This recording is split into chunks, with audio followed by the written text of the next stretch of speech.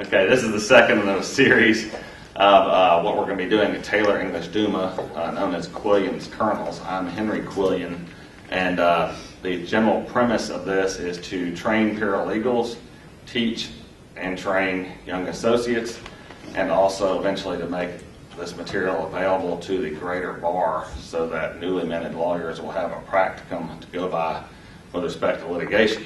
The focus of this is the Civil Practice Act and the Uniform Superior Court rules and Uniform State Court rules, and those rules that impact your litigation through the courts of record, which for our purposes principally are the superior courts and the state courts that are denominated the state court of this county, state court of that county. So when I refer to the state court, I'm referring to the courts within a county that bear the name the state court. It can apply to probate courts as well.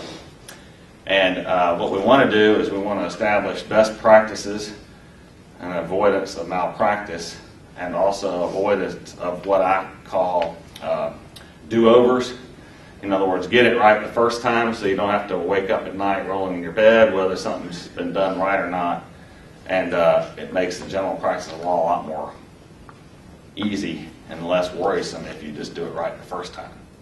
And we have a fundamental rule in this class, which is when I say, when in doubt, you say, read the rules. Read the rules. And if I say, if you're absolutely sure but have just some obscure memory as to why you're sure, what do you do? Read the rules. Okay.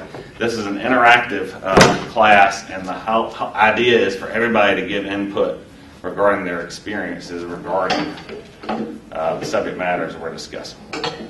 And last time we had a hypothetical where we had Jane Smith suing John Doe on a note the day before the statute of limitations ran. We will change that subject matter a little bit in that we're not going to have a statute of limitations problem this time around. Let's say it's a year before the statute of limitations would run. We'll still have Jane Smith suing John Doe on a note. However, this time around, it's not really a note, it's just an agreement to repay or to purchase something. And a lot of those, the agreement is actually established by emails, some of which Jane Smith does not have because, as happens to clients seemingly all the time, her computer crashed. She knows there are emails that establish that there's an agreement between herself and John Doe, but she doesn't have them. She just knows they exist, but she needs to sue John Doe in order to get this money. And we'll further say that because there's no state, we'll start off with John Doe being in the state of Georgia. And we may change that as the time goes on because the focus of this session will be a continuation of the discussion of service of process. We started that last time talking about traditional service of process by sheriffs and process servers. And this one will go into non-usual service of process, such as waiver of summons, publication, out-of-state service of process, out-of-country service of process. It's not the intent to cover the whole entire spectrum of those, but we will touch on those subject matters. And then additionally, I want to discuss whether or not discovery should be served with the complaint. And so to sort of keep things in the order that you would do them if you were sitting in your law firm, let's discuss whether or not discovery should be served with the complaint. Does anybody have any ideas as to whether you can or cannot serve discovery with the complaint in a civil action under the Civil Practice Act? And if so, what kind of discovery can you serve? Yes. Okay, you can. Okay. And are you limited into what type of discovery you can serve? I don't believe so. You can say RPDs, RFAs, and interrogatories. Okay, and so just to repeat, that's Ron Gaither for the record. And RPD would be a request for production of documents. Correct. An RFA would be a request for admissions. and then interrogatories or interrogatories, can you serve notices of deposition? Yes. Okay, why can you serve, and when can you set a deposition if you do serve notices of deposition?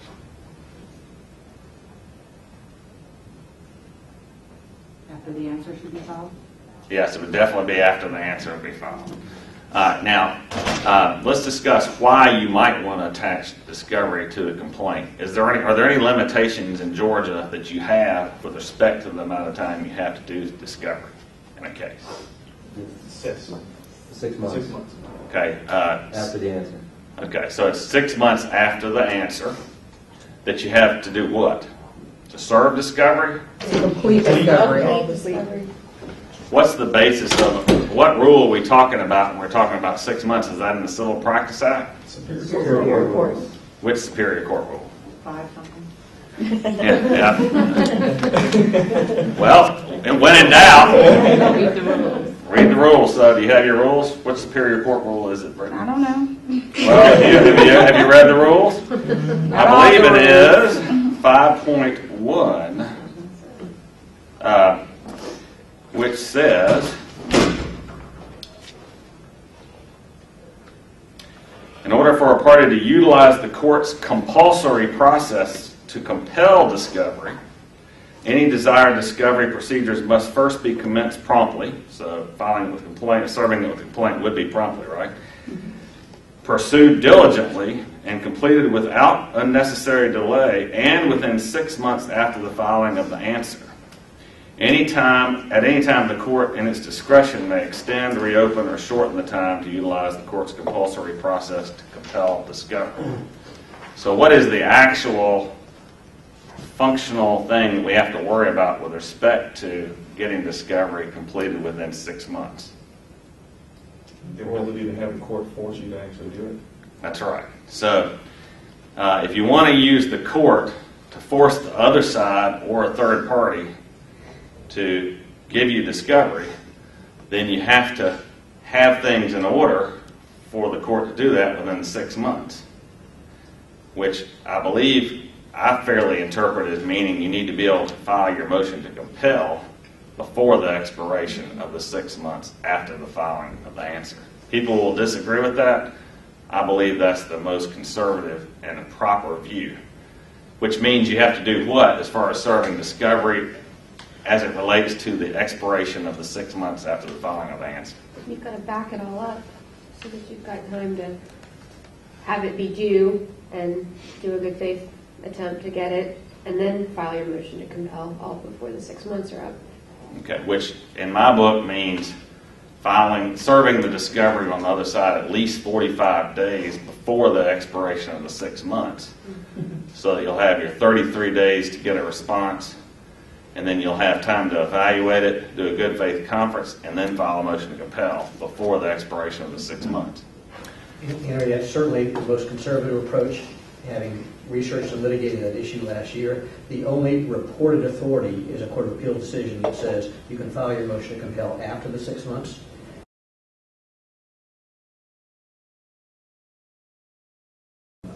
Okay, so we won't identify for the record who said that, but we will talk about who rules the courtroom with respect to discovery.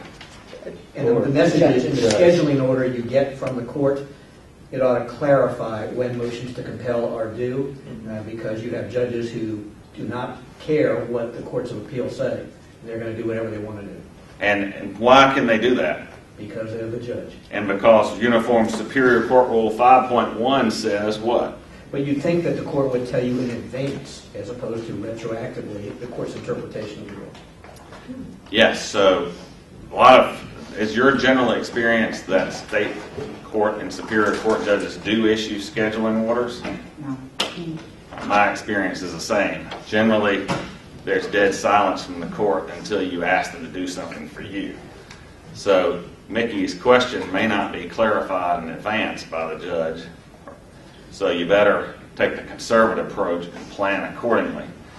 That doesn't mean if you're down to 15 days before the close of the 6 month period that you just abandon asking the discovery. but it may mean that you have a worse argument down the road. Now, that's a little bit far afield, but it's important when you're starting something that you know what your end game is. And so the end game would be completing discovery within 6 months. Is that a reason why you should serve discovery with your complaint? Not necessarily. Excuse me? Not necessarily. There could be a reason why not to. And what would be a reason why not to serve discovery with your complaint? You want to wait to see what they answer, see what positions they're taking before you formulate what discovery you're going to need. That's right, because you've got a limited number of what to ask. Interrogatories. How many interrogatories can a party in a civil action of the Civil Practice Act ask? 50, including subparts. So you might not want to waste your interrogatories asking for something that you don't even have to prove because it's already been admitted in the answer, right? What would be another reason, strategic reason, why you wouldn't want to serve discovery with the complaint? It gives an extra time, doesn't it? It gives them 45 days to respond, but theoretically you want to get good responses, so maybe that extra time's good, maybe it's not. Somebody said cost. Who said cost? Chloe said cost. It costs a lot of money to draft decent discovery, especially tailored to the particular subject matter. Your client might not want to pay that much money up front because the defendant might just come up and say, hey, I'll settle this with you without discovery being served. Now, what would be some good reasons to serve the discovery other than getting a prompt start to discovery? Natalie? Why would you serve request for admissions with a complaint? So that you can, well, it depends on what admissions you're trying to get at. But in one particular case, an embezzlement case, I know somebody who served requests for admissions with the complaint, and they actually got what they wanted, although it was by mistake. And they said that the We don't know if it was by mistake. well, they said that they were entitled to $1 million, that the other side was entitled to $1 million in the request for admission, and then they tried to withdraw the admissions. But So you might actually get admissions. If you serve request for admissions, you might get it admitted what you ultimately need to prove in order to get what down the road? Summary judgment, which could put your case to a much quicker conclusion. Now, what happens if you get a defendant, you say it's Jane Smith, it's a suit for recovery of money. She puts in there, John Doe owes me $10,000. Well, the request for admission would be admit, Mr. John Doe, that you owe Jane Smith $10,000. And John Doe denies that in response to a request for admission. You get costs associated with that denial. Right. If Jane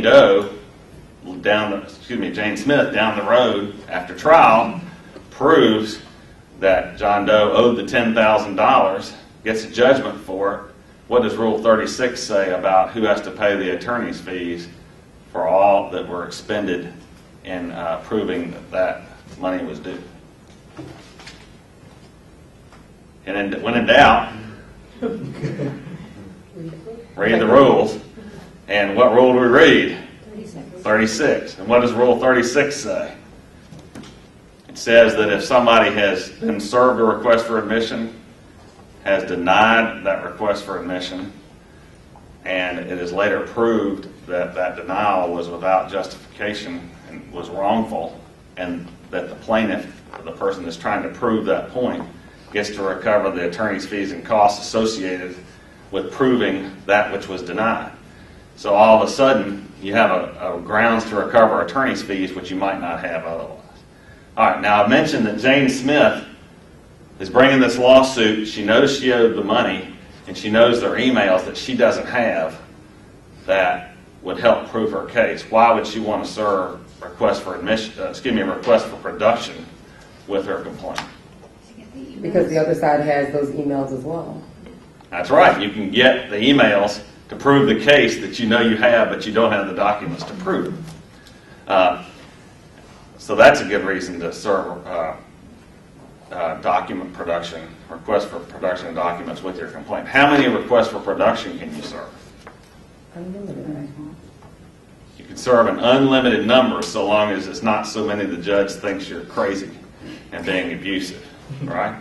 But you don't have to worry about counting them one by one if you need to have a larger number of requests for production down the road. You're not burning off your limit by serving them with the complaint. Yes? Can I go back on the commencement of the discovery period?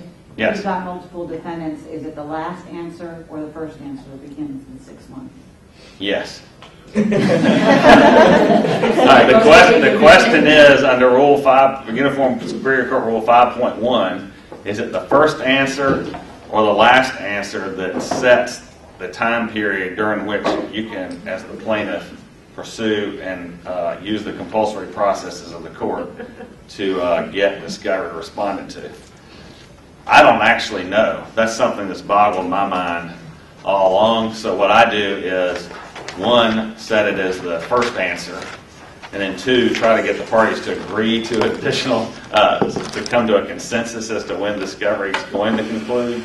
Has anybody ever litigated that issue and gotten a ruling on it? Okay, so the answer is, among all these people here, we don't know the answer, and that's because I don't think it's clear. But what I do think is, and that's the point I was getting to earlier, under Rule 5.1, the court in its discretion may extend, reopen, or shorten the time to utilize the court's compulsory processes. So I think you want to play within the rules if you can, and if you think you're going to be outside the 6 months, you can ask the court for additional time to get response to a particular discovery or whatever.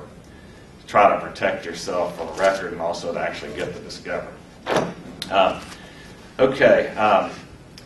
With respect to interrogatories, what would you want to ask no matter what in every case? Seems like the first one I always read is who assisted in the preparation of these interrogatories. Okay, and why would you ask that? I always ask, that's going to be my first deposition witness. Okay, so if you are asking a respondent to say who prepared the interrogatories responses, that person theoretically will have signed the what? Verification. The verification. So you can then use those interrogatories as for cross-examination in a deposition, and it might give you an idea of who knows most about the subject matter. What other things would you always want to ask in virtually every case in interrogatories? Who are the witnesses? Yeah, who knows about this subject matter? Why is that? Why do you want to know who the witnesses are?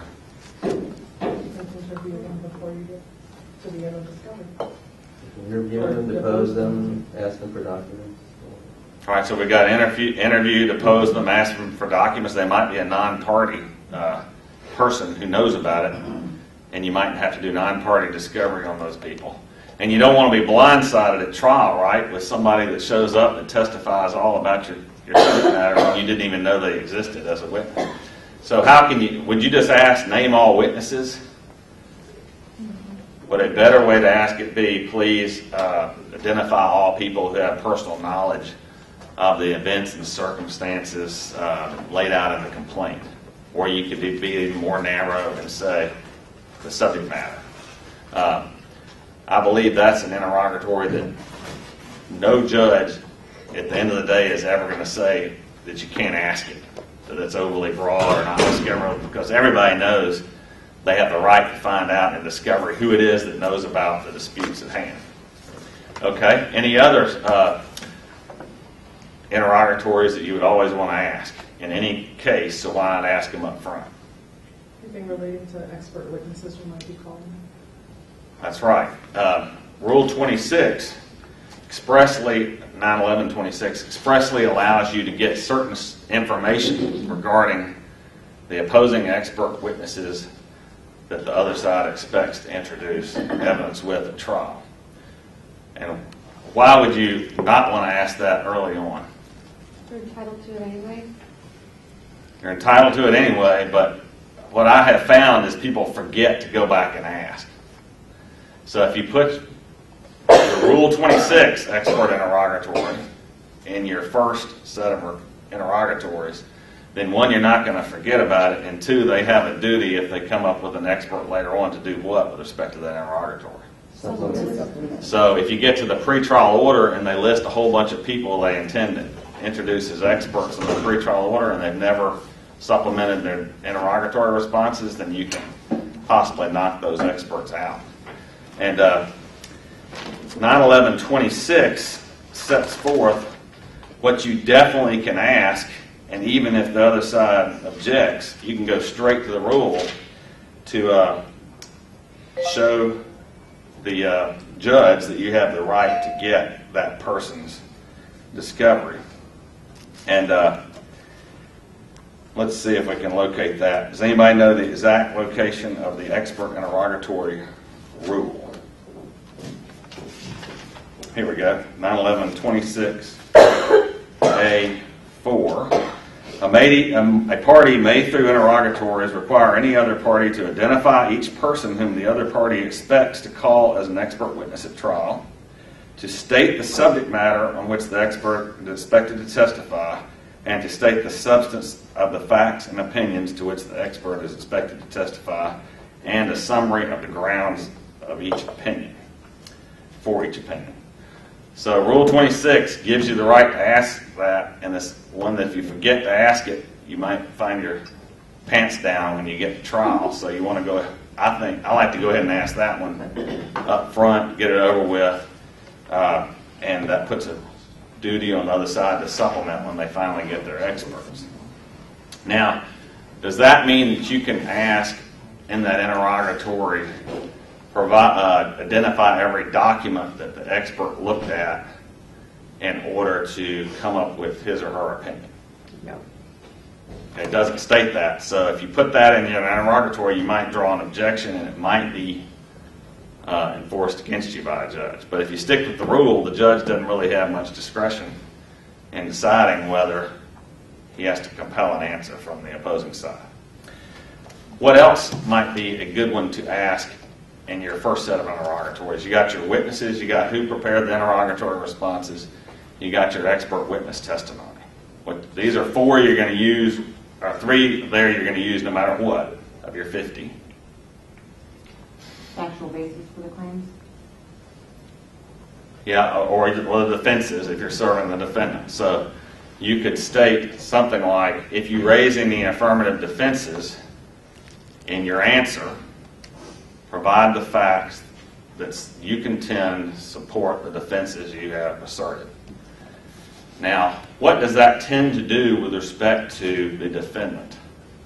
If the lawyer is handed a complaint and a set of interrogatories that they have to respond to sometime after getting them served on them, since we haven't discussed that yet, what will that tend to cause the opposing lawyer and client to do?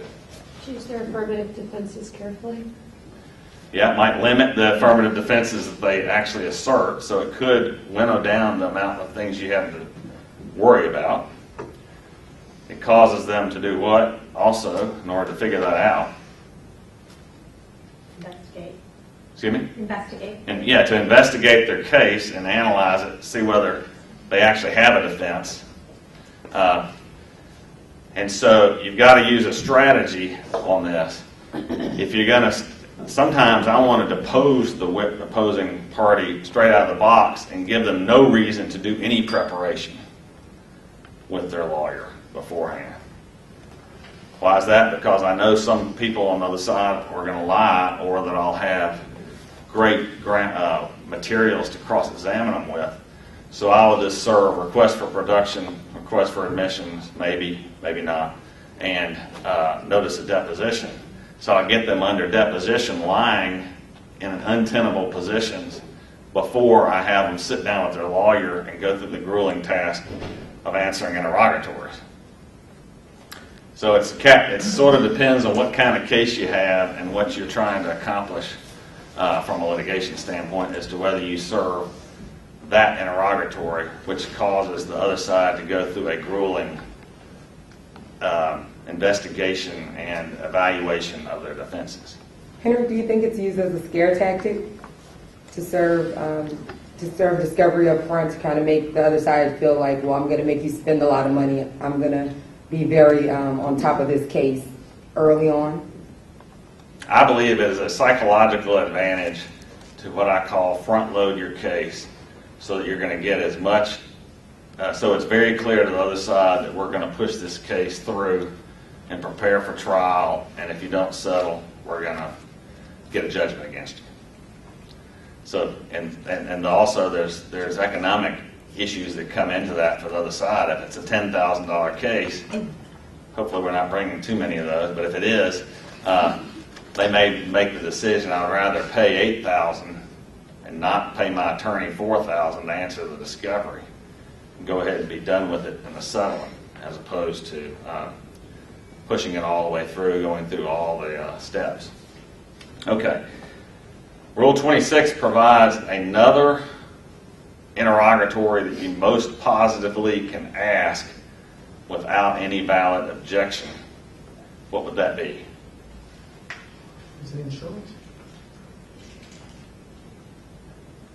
The answer is yes, you can ask an insurance coverage interrogatory if you draft it correctly, asking, provide and identify any insurance coverage that there may be for the defendant in this case. But that's not the Rule 26 one that I was focusing on, and I'm not positive that it's within Rule 26 that interrogatory is, the grounds for that interrogatory is. There's one that says you can ask the other side to identify any statements made by the plaintiff, if you're representing the plaintiff, which you are in this instance. Make any statements made that you have that are made by the plaintiff regarding the subject matter of this litigation. There could be some debate over what a statement is, but let's say a letter was written by Jane Smith to John Doe saying, I know you owe me this money, but you're having a hard time, so I'm forgiving you the debt. It's statements like that would be very, very helpful to know as a litigator up front, especially if you got the case on a contingency fee, before you go all the way through and then find out at trial that your client issued this statement. So the general idea is find out, in this instance, is find out what you can about your case for what's in an interrogatory you're going to ask no matter what early on in the case. All right, so let's assume for the moment that Jane Smith elects, for all these different reasons, to serve discovery with her complaint. How long would the defendant have to respond to the discovery? 45 days. 45 days from when? All right, and if it's 45 days from service, that would be service of process with the complaint and the discovery. Okay, and if service of process was made with the complaint and the discovery, what would you want to make sure your certificate, your affidavit of service has in it when you file it with the court? That you serve discovery. Would you say, I serve discovery, or would you list the individual items of discovery? Okay, so because you're not going to put a regular discovery certificate of service on the back of this discovery, are you? Because as a lawyer, you're not serving it, and there's no means to serve it by mail on the opposing party anyway. You're going to have your process server say, we served X, Y, and Z. So what happens if you want to use a sheriff for service of process and the discovery? Make sure you write it on the sheriff's entry. Right. The sheriff's entry of service form will not have a spot for all this discovery. However, you can cram it in there with a typewriter or very neatly handwritten, so that when the sheriff files his entry of service with the court, it will show the discovery that was served with the complaint. All right, let's assume for the moment defendant answers the complaint but doesn't answer the request for admissions, and the request for admissions include everything that was in the complaint. What advantage could that provide? You've admitted them. Under what rule would the defendant have admitted those requests without ever having done anything in response to them? Is it 36? 36? All right, 91136 provides that if the receiving party of a served set of requests for admissions, if they don't respond within the time allowed by law, they're deemed to have admitted the facts that are contained within their request for admissions. And do requests for admissions only apply to facts, or can they be broader requests? They can be broader. They can be broader. They can include the application of law to fact, right? And so, for instance, Jane Smith could put in there, John Doe owes me $10,000. It might be very wise for Jane Doe to put in there, I gave John Doe $10,000 in cash. He promised to pay it back in separate requests for admissions. He promised to pay it back. He hasn't paid it back. And then put as a conclusion, John Doe owes Jane Smith $10,000. But a request for admission, something like John Doe owes Jane Smith $10,000, is an application of law to fact. And so you could move for summary judgment if John Doe failed to respond to the request for admission. Or if John Doe was honest and admitted that one, then you can move for summary judgment on that, shorten up your litigation. Okay, so we've talked about the service of the discovery, and we've talked about when the discovery has to be responded to. Yes? Are requests to admit considered discovery that have to be completed within 6 months? Because I've seen it both ways. Okay, so the question is, under 91136, our request for admissions discovery that has to be completed such that it is served and answered within the 6 months after the filing of the answer. Does anybody have an input on that?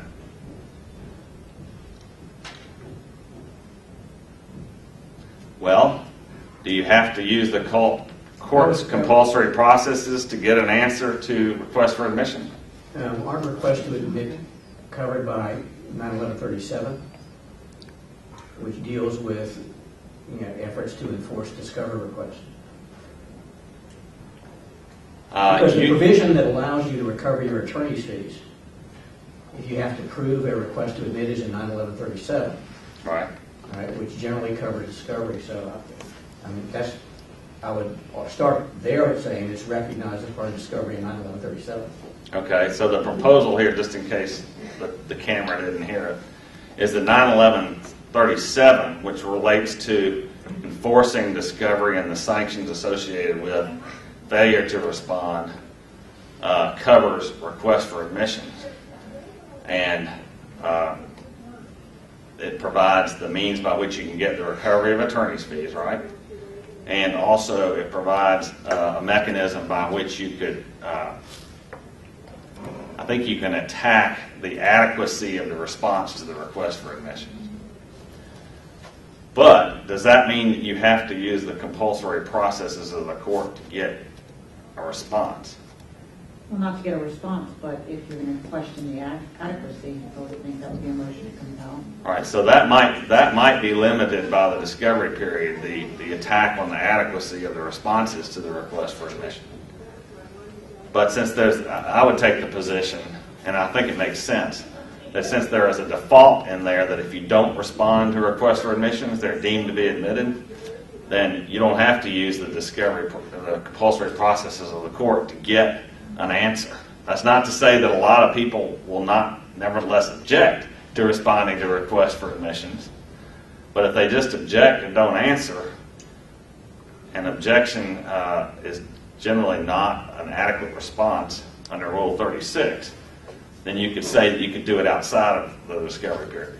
And the other reason for that is a lot of times requests for admissions are used to authenticate documents before trial. And so it makes sense that you might be able to do that outside the discovery period. But I think the ultimate answer is, what does the judge do with the request for admissions that fall under the situation where they would have had been responded to outside the discovery period? However, I definitely don't say ignore requests for admissions if they're served outside the discovery period. At a very minimum, object to them and say you don't have to respond. I don't know if that's a safe course of action, however.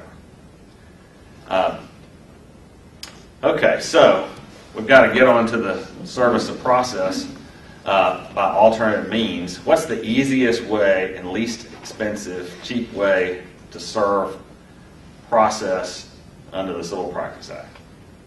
Waiver of service. Waiver of service. And what rule is that under? 911-4 or something. I don't know. There we go, 911-4. And can somebody generally describe the mechanism that they have for waiver of service in the Civil Practice Act?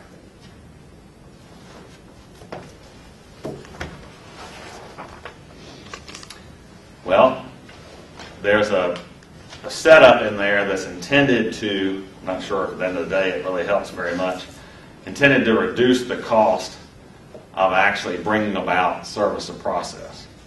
One reason why I say that, it takes attorney time to put all the papers together in order to do that, and by the time you do that, you might spend more money on attorney's fees than you would at paying a process server.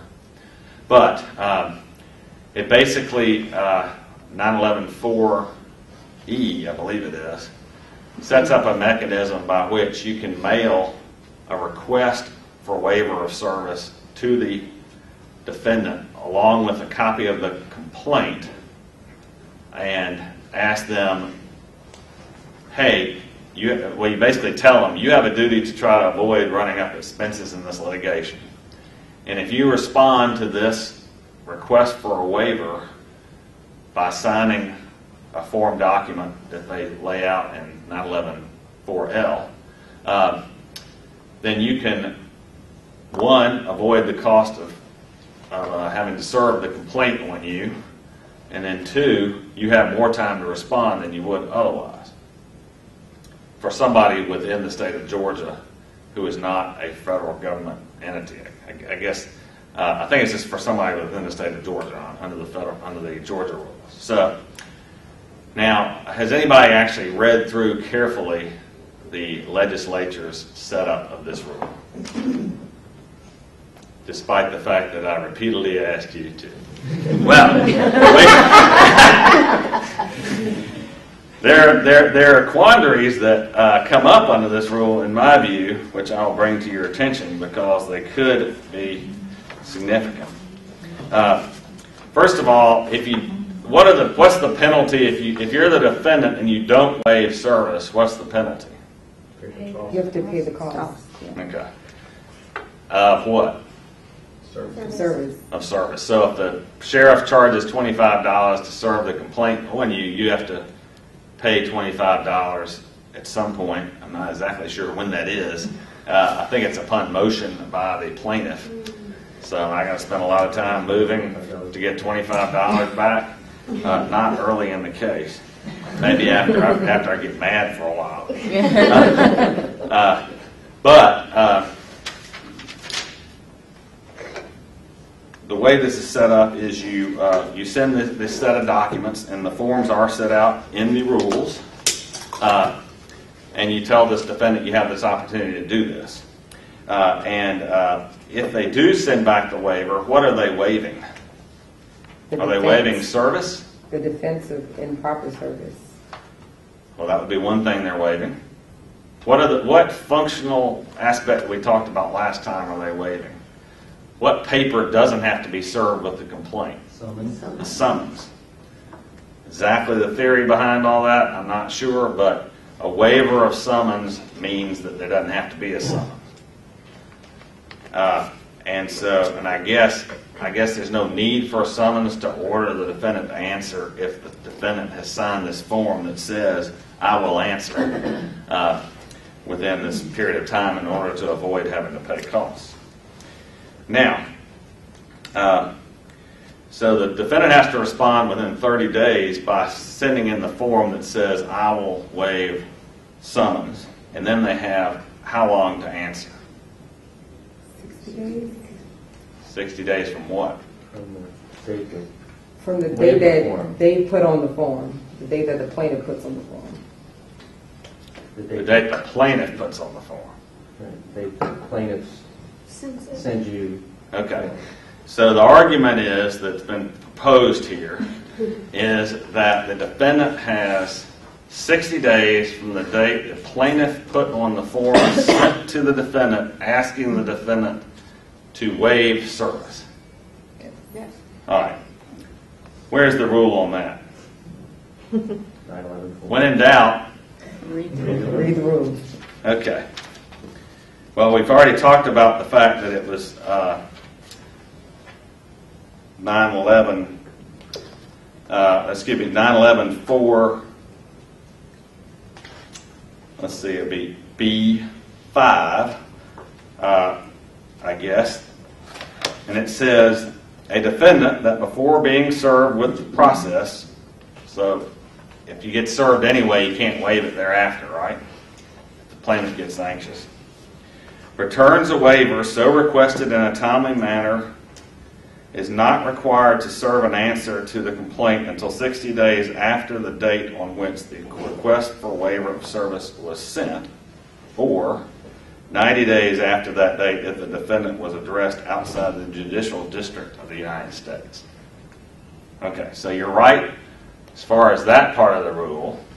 Now, if you are a defendant and you get the forms that are sent to you as set forth in the code, listen to this language. This is on the waiver of summons form. They actually call it waiver of service of summons form that would be in the package that the plaintiff would send to the defendant. Okay? This is the last paragraph of that form that the defendant would sign. I understand that a judgment may be entered against me or the entity on whose behalf I'm acting if an answer is not served upon you, meaning the plaintiff's attorney, within 60 days after the date of this waiver, the date this waiver was sent, or within 90 days after that date if the request for waiver was sent outside the United States. I read that again. The name of this form is Waiver of Service of Summons. And it says, I understand that a judgment may be entered against me or the entity on whose behalf I am acting if an answer is not served upon you within 60 days after the date this waiver was sent.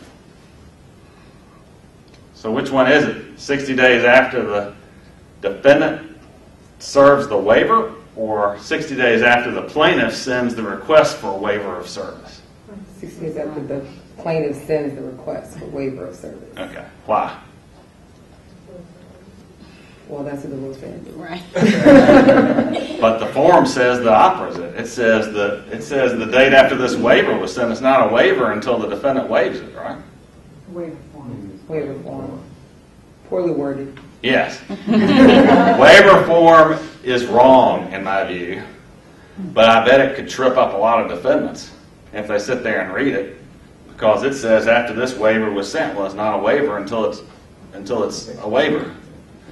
And so that was one of the messed up things that I found within here. So if you're representing a defendant, what do you do? Go by the rule. Go by the rule, because one is a statute and one is a form within the statute, right? And the one that's actually the binding law is the one that sets forth what the rule is. Okay. Well, It's as a good. practical matter, if you're the defendant's counsel, you say to the plaintiff, we'll agree to waive service if we can agree on a date certain as to when our response is due. So you buy yourself some additional time that way. Okay, so we've got a proposal here. Defendant's lawyer calls up plaintiff's lawyer, and you decide on a date certain. If you do that, does the plaintiff have to serve the summons? Because it's not going to be directly in accordance with this rule. Well, the way you do it is you agree that the waiver form will be deemed to have been sent as of date X, which means that the response is due 60 days from that date. Okay. Okay, so how can you change the date the waiver form was sent? By agreement. Okay, just by agreement. Now, what if you do this? What if you're the defense attorney, you get this, and you call up and say, I'm going to acknowledge service of process. And let's don't worry about the hogwash that's in the Georgia legislature forms.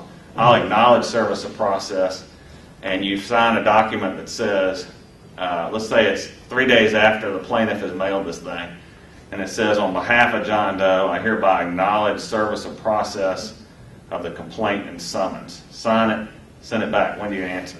30 days. 30 days after your acknowledgement, right? And now, what about this? What if you, in your acknowledgement, you say, I'll acknowledge I got a copy of the complaint, sign it and send it back, and there's no summons, because remember, no summons with the waiver of summons. That won't work. I mean, that won't start the time. Will it even start the lawsuit? No.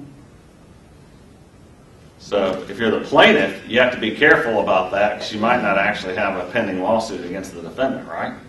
If there's been no summons issued and all they did was acknowledge getting a copy of the complaint. I'm sorry, doesn't the filing of the complaint start the lawsuit?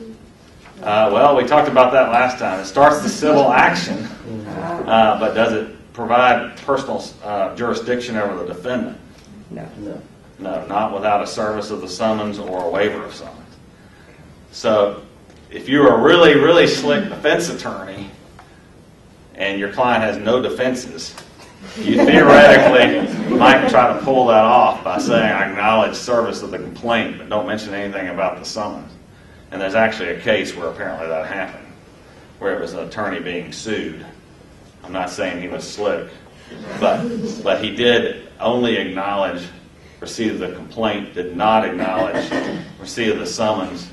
Judgment was entered against him on a note. He appealed it, and this took years and years and years.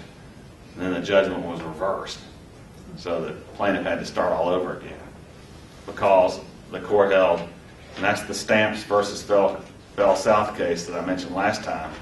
The court held there was no personal jurisdiction over the defendant this entire period of time. Okay, so let's assume that you send out your process server, private process server, best person PI in the world. The person looks high and low at every address that you had for the defendant, and the person is not to be found. They ask all the relatives. None of the relatives know where this person is, who is the defendant, John Doe. What other means might you have of serving the complaint? Notice of publication. Excuse me? Notice of publication. Okay, publication. What rule is that under? 9/11. 911-4, yes. 911-4F, subsection C. And it is a long process, but essentially you have to ask the court using an affidavit that sets forth all the information you have regarding the defendant, what their last known address was, what your efforts were to serve them, that you've been unsuccessful, and that you ought to have the right to serve the complaint by publication. Now, what is publication?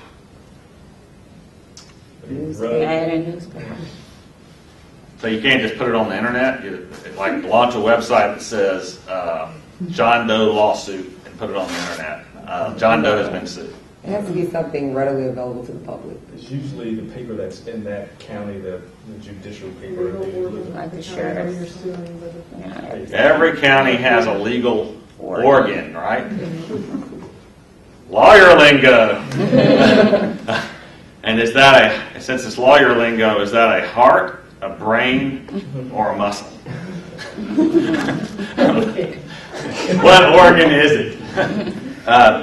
And so you follow the process, which we won't go through in minute detail, but you follow the process 911-4FC, making sure your affidavits are adequate to induce the court to provide a order allowing the case to be served by publication.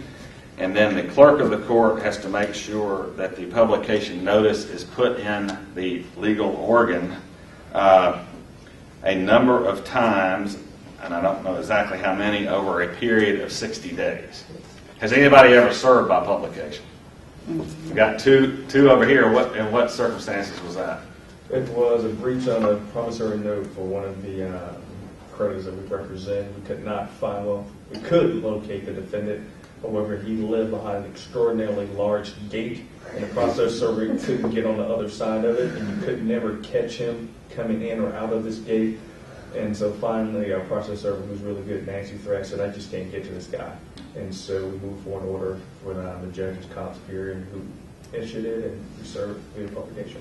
Why didn't the process server just use her Humvee and knock down the gate and go serve? I don't know. I should ask her that. There are bounds by the process servers cannot use any means that they desire in order to get to the defendant. That's not any means necessary. Well, maybe they could have used a rocket-propelled process or something to deliver the process. Okay. What about if you need to serve somebody out of the state of Georgia, but who, let's say there's no, in this instance, John Doe's lived in Georgia all the time up until the time he knows he's about to get sued and he moves to California. What would you need to do in order to serve process on John Doe in California? Assume you know where he is. Secretary of State? What does John Doe have to do with the Secretary of State? Nothing, really. No. John Doe's not a corporation. So we might run through that scenario, though, where John Doe's the registered agent for a corporation. But so John Doe needs to be served. You can get a private process server, right? Well, who can you sign up a Georgia private process server and then have them give it to their buddy in California and have it served? No. If you wanted to get a private process server to serve John Doe in California, who would you have to get? Someone usually within the county that you're trying to serve this person, regardless of where they're located. And actually, I would try the sheriff there first, and then the process server if the sheriff can't get them, just to have good proof of service. Okay, so Diana proposes that first stage would be utilizing somebody, the rough equivalent of a Georgia sheriff. It might be called something else in the foreign state to serve the process. Do you have to get an order from the Georgia court in order to have a California sheriff serve John Doe in California? The answer is no. Do you have to which return of service forms or entry of service forms do you use if you have John Doe served by the sheriff in California? Okay. I think it's generally California's return of service forms. It's got to be something that looks official, otherwise the Georgia court might not buy it, right? Yeah, and it has to be certified just like the sheriff would do it here. Okay, so you mean he has to inscribe the return of service saying who he is and what he did, correct? If this, would you typically have to pay a fee to the sheriff in California in order to get this accomplished? Yeah. Okay. And I don't know whether or not in the foreign jurisdiction they will also allow you to serve discovery along with your process, but you would need to check that in advance, and then if you were going to serve discovery. And additionally, what kind of complaint do you have to use in order to serve a defendant in a foreign state? Second original. All right, a second original. We talked about this last time. What is a second original complaint? Just another copy of the original, say second original. Okay, Diana has answered this. It's a copy of the complaint that has either handwritten or stamped the words second original. Not a whole lot of magic to it. Why it exists, I have no idea.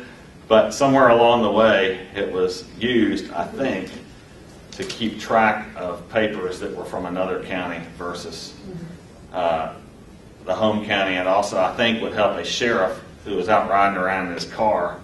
If he's in DeKalb County and he sees a complaint from Fulton County, he doesn't know whether they put the wrong county on the complaint or whether he's serving on behalf of another county. It helps him to get the complaint back to the right spot. The return of service back to the right county. Okay. If a John Doe leaves the country but we know where he is. He's gone up to Canada. How do we serve him with the complaint? Excuse me? I said, that's always fun. Oh, we have fun. If it's in a really good place and it's somebody else's law firm, they sign me up as the process server and hire me to go do it, and then I spend the weekend there. Can you serve somebody in a foreign country with a designated process server under the order of a Georgia court with process? Any consensus on this? Diana's saying no. I don't know for sure. I don't think so. I think you have to go under the Hague Convention for Service Abroad of Extrajudicial Documents. I think the name of it is. And does anybody know about that procedure? A little bit. Okay. Sorry, yeah. The BP case, what can I Yes. say? Oh yeah, the BP case. They have to be served overseas. Okay, basically there is the Hague Convention. You can read it. It's got forms. You have to identify something called the central authority in the foreign country, which is something like a sheriff's department. Let's say it's in Alberta, Canada. You have to find the rough equivalent of the sheriff's department or the Secretary of State or somebody they designate as being the central authority for service of process. And the first thing you have to do is make sure the country you're serving in agreed to the Hague Convention. Because if they didn't, you have to use what procedure? If they didn't agree, you have to use the procedure for serving letters rogatory in that state. And so we'll have to go into that, and we won't go into that. It's too much. But basically, you have to determine if you're going to use the Hague Convention whether the country you're going to serve in is a signator to the Hague Convention, and then you have to fill out the forms, get in touch with the people that are at the central authority, ask them what they're going to want from you, which theoretically will be the Hague forms filled out, and then you send them the information, whatever check they need, and ask them to serve it, and then you have to, of course, get the proof of service back from them, right? Mm-hmm. And hopefully you're in a reliable country where they have some credible means of getting proof of service back. What if you're suing just over the status of real property and not trying to get an actual judgment against a person or a corporation as part of your lawsuit? You can tag and mail. Can you tack and mail? Is that what you said? Well, let's run on this. What is tack and mail? It's when you post it to the door in a certain way, in a certain package, so they can see it, and then you mail it to them on the same day. But it has to be like, I think, priority mail or something like that. Tack and mail. The answer is, I don't know if you can do that if you're suing somebody over their interest in real property. Mm-hmm. And that is it. What I do know is if the suit is for less than $200, you can do that. If it's seeking a money judgment for less than $200. Because that is in where? The rules. But with respect to the property issue, I know that 911 4F1B says you can ask for an order from the court for service by publication, which I would probably use that, and that's only after due diligence and attempting to serve the person with process under the ordinary course of things. Okay. The one other thing, that's pretty much covered, service of process. The general point is you have to follow the rules, and because that's sort of the foundation of your lawsuit. You want to make sure you get it started right so you don't have to do it what? A do-over. And you certainly don't want to show up in court and have your knees cut out from under you by the other side successfully contending that you didn't serve them. And if you get an answer that raises service of process as an affirmative defense, look for two different things. One is insufficiency of service of process. What does that go to? Service. It goes to service. It goes to all the things we just talked about. If they raise that, you better pin down what it is that you did wrong or what they claim you did wrong so you can fix it. Because if you don't have a statute of limitations problem, you almost always can fix service of process. And then what if it says there is insufficient process? The form's wrong. There's something wrong with the form. That's right. You didn't serve a summons, or you named the defendant incorrectly, or you didn't have a complaint attached to the summons, or something like that. So you need to drill down on what that problem is too, because those are valuable and relevant defenses.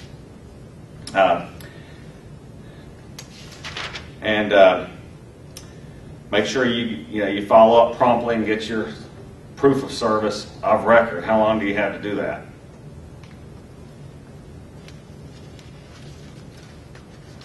I believe you have 30 days after service to get your return of service filed of record. And that would be, I believe that's, let's see, if the proof of service is not filed within 5 days, the time for the party served to answer the process shall not begin to run until the proof of service is filed. That's certainly a significant rule to note, which is 911F.